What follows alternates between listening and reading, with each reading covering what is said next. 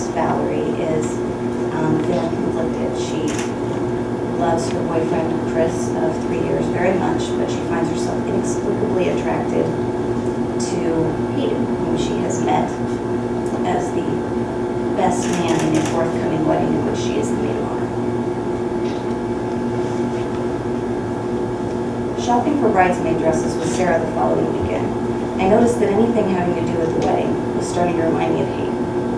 I sighed as I zipped up the A-line burgundy dress and stepped out of the dressing room. Sarah cocked her head. I like that.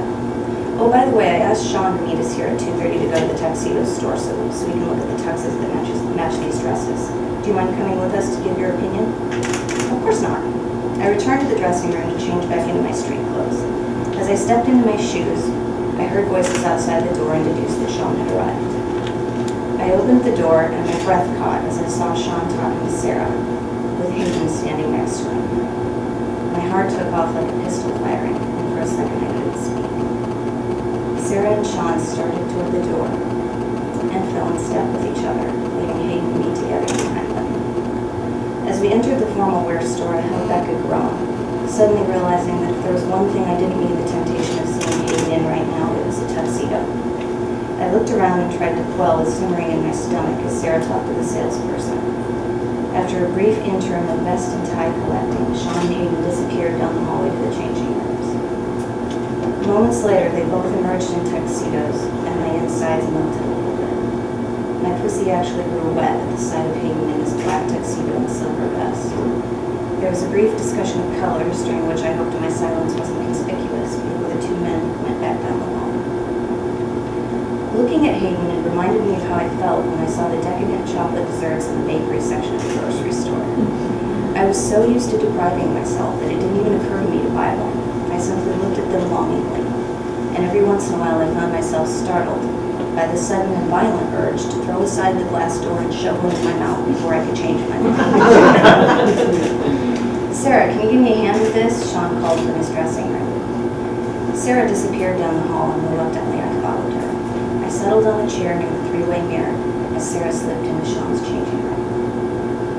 Another door opened and Hayden stepped out in the same tuxedo with a dark red vest and tie that I recognized as matching the burgundy dress I had just tried on. I stared for a moment before realizing it would be polite to acknowledge his presence rather than just salivate over it. I looked up at him and managed to smile. What do you think? He asked.